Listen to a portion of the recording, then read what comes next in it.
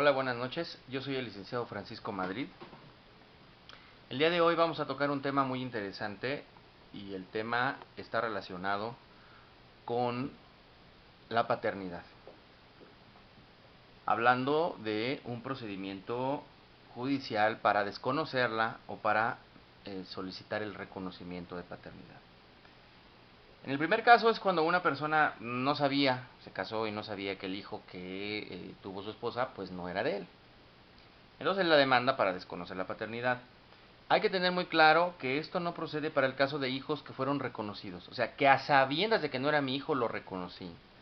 Porque muchas personas reconocen a los hijos de otros hombres que, bueno, vienen de un divorcio, de una unión libre o de un error, en el sentido de un error de la persona que dijo, chin, tuve un momento de locura y entonces me embaracé de otro y bueno, realmente no lo quiero, no quiero casarme con él, quiero tener a su hijo, porque pues es mi hijo, y entonces hay un hombre que reconoce al hijo. En ese caso, ya incluso resolvió la Suprema Corte que no procede desconocer la paternidad con el objeto de evadir la pensión alimenticia. Ahí es definitivo. Pero en el caso específico de la persona que se casa de manera correcta y que pues él desconoce que el hijo es suyo, que el hijo no es suyo, y él va y no reconoce, sino lo registra como si fuera propio, en ese caso sí procede demandar el desconocimiento de la paternidad. Ahora, el otro supuesto es cuando la persona es viceversa. Digamos que la persona que es el padre del menor sí quiere reconocer al niño y se da cuenta de que la mujer está casada con otra persona y que ya lo reconoció el otro padre. Lo que hace esta persona, el verdadero padre biológico, tiene que acudir ante el juez a solicitar el reconocimiento de paternidad. Bien. En este tema es muy importante que nosotros tengamos un punto muy precisado. El artículo 4.175 del Código de Procedimientos Civiles del Estado de México establece muy claramente que investigar la paternidad de los hijos se permite en caso de rapto, estupro y violación, en la primera fracción. En la segunda fracción dice cuando se encuentra en posesión de estado de hijo. En la fracción tercera, cuando haya sido concebido durante el tiempo en que la madre hizo vida marital con el presunto padre. Y cuarto, cuando el hijo tenga a su favor un principio de prueba contra el presunto padre. Bien. El artículo 4.177 dice, las acciones de investigación de paternidad o maternidad pueden intentarse en cualquier tiempo.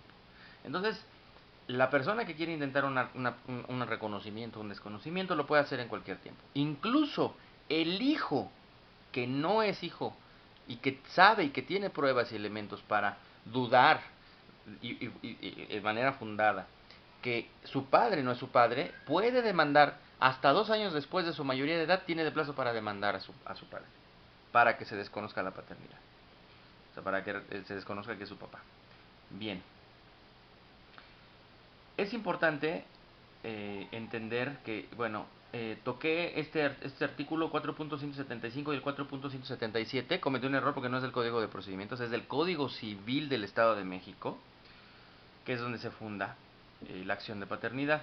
Bien, el Código de Procedimientos Civiles, ahorita sí vamos a tocar el procedimiento, establece que la vía, hablamos mucho los abogados en la acción es eh, lo que es la acción de desconocimiento o reconocimiento de paternidad. Pero la vía es las controversias sobre el estado civil de las personas y del derecho familiar. En la fracción primera del artículo 5.2 del Código de Procedimientos Civiles establece que a estas controversias se sujetarán los procedimientos, entre otros, como alimentos, guarda y custodia, patria potestad, parentesco y paternidad. Bien, esto lo habíamos explicado en cuanto a algún procedimiento que tuvimos en materia oral. Este juicio es 100% oral igual. Ya habíamos explicado la audiencia inicial en materia oral en alguno de los videos anteriores. Ahorita el tema no es explicar el procedimiento de la audiencia. Ahorita el tema es saber cómo solicitar cómo acreditar la paternidad, ya sea para desconocerla o para acreditar que yo soy o que la persona que está demandando es el padre biológico de un hijo, sea menor o no sea menor de edad. Bien.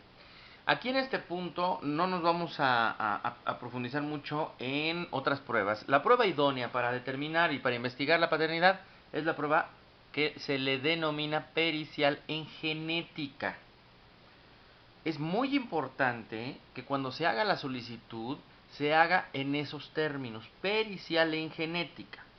Bien, esta prueba pericial en genética debe seguir las reglas que se precisan en el Código de Procedimientos Civiles para poder ofrecer una prueba pericial. Primero, deberá precisarse su objeto y se deberá exhibir un cuestionario sobre el cual deba versar.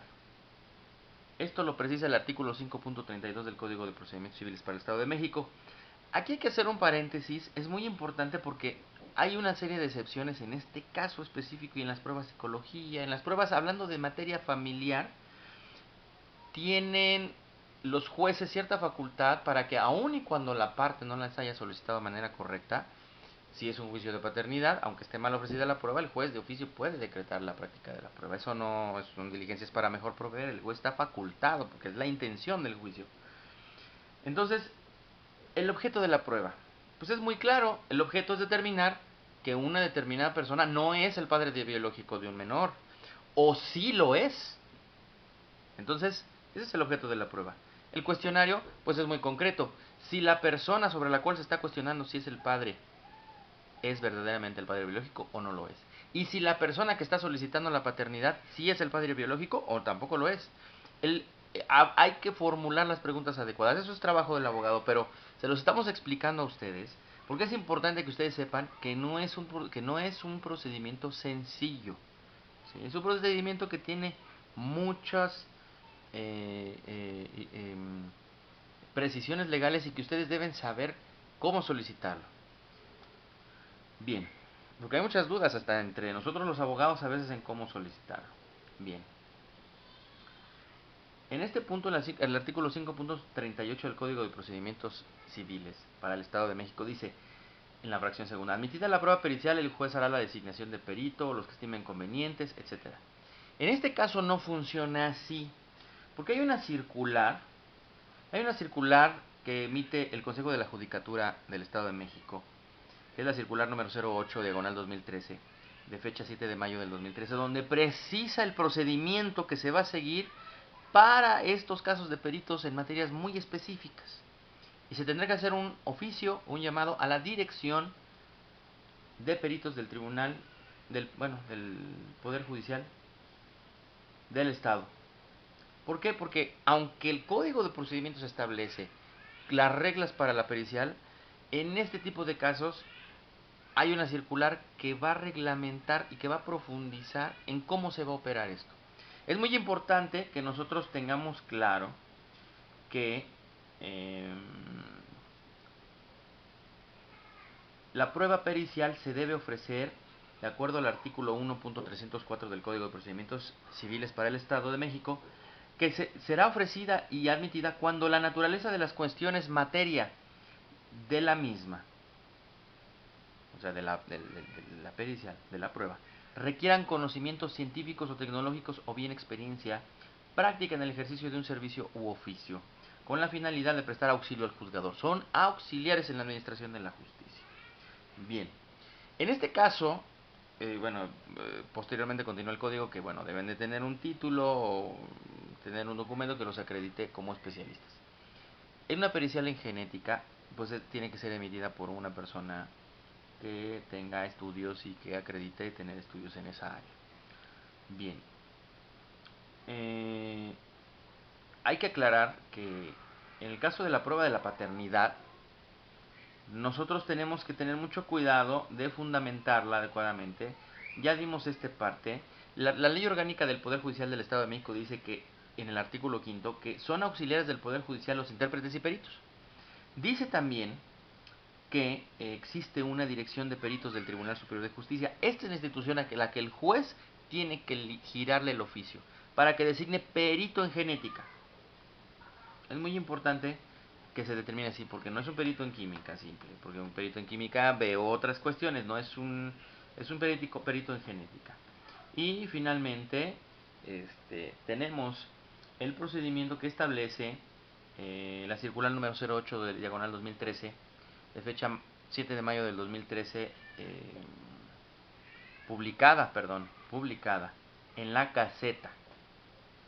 Gaceta del Gobierno del Estado de México el 7 de mayo del 2013. Pero la circular es de fecha 13 de abril del 2013. Bien, aquí viene dentro del procedimiento, en este acuerdo, viene en el acuerdo primero y establece el mecanismo para la asignación de peritos por parte de la Dirección de Peritos dependiente del Consejo de la Judicatura. Será el siguiente, entonces establece cuál es el siguiente. Bien. Aquí habla de que, bueno, pues los órganos, en la letra A, los órganos jurisdiccionales, fracción primera, los órganos jurisdiccionales solicitarán en cada caso la asignación respectiva mediante llamada telefónica a la dirección de peritos. Excepcionalmente podrá pedirse oficio. Sin embargo, en el caso de instituciones especializadas o de peritos externos, como es el caso de perito en genética, sí se debería hacer mediante oficio, de acuerdo a los incisos B y C. Y finalmente se establece que este llamado a la dirección de peritos por parte del juzgado, el perito deberá informar al juez también en contestación a su oficio, mediante oficio, cuál es el perito encargado. Posteriormente el juez señala una fecha para que acudan tanto el padre que se está cuestionando que no es el padre, como el padre verdaderamente biológico, para que se hagan las pruebas y determinar quién es el padre. Lo cierto es que estas se citan y también se cita al hijo, sea menor o no sea menor de edad. Tienen que acudir, es muy importante, para que tomen muestras de sangre y se pueda hacer la comparación de ADN y todos los estudios en genética. Una vez hecho esta situación, va a ser muy importante que se tenga claro que el perito va a tener un plazo para rendir su dictamen. Regularmente les dan un plazo de aproximadamente unos 10 a 20 días para que puedan rendir su dictamen en materia de genética. Y se fija una audiencia en los siguientes 20 días, después de tomada la muestra, ¿sí? O a lo mejor antes, tiene que coincidir. Llegar a esa audiencia si todavía no está, porque se tomó la muestra muy corto antes de la audiencia, o muy seguido a la audiencia, digamos 2 días antes de la audiencia, entonces no se va a poder desahogar. Esa es la audiencia intermedia, o sea, la audiencia ya de desahogo de pruebas. En esta audiencia, lo que nosotros tenemos que observar es que, bueno, podemos ofrecer testigos, pero no va. Es que mi tía sabe porque mi tía dijo que no era el papá. Bueno, sí está bien, es una base, pero eso no va a ser lo que acredite verdaderamente si eso no es el papá.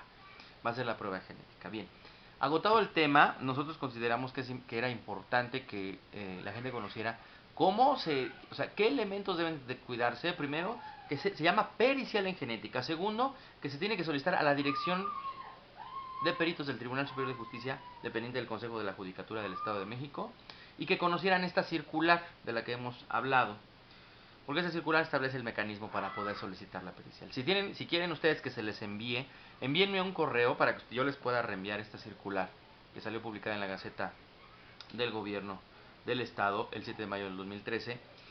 Yo se las puedo enviar por correo. Si tienen alguna duda específica sobre el tema de la paternidad o cómo iniciar un procedimiento, pueden escribirme a madridabogados@live.com.mx o a madridabogadosmx@gmail.com o contactarme por Facebook abogado.madrid.1. Bien, les doy las gracias por poner atención a este tema. Cualquier duda estamos para servirles. Muchas gracias. Buenas noches.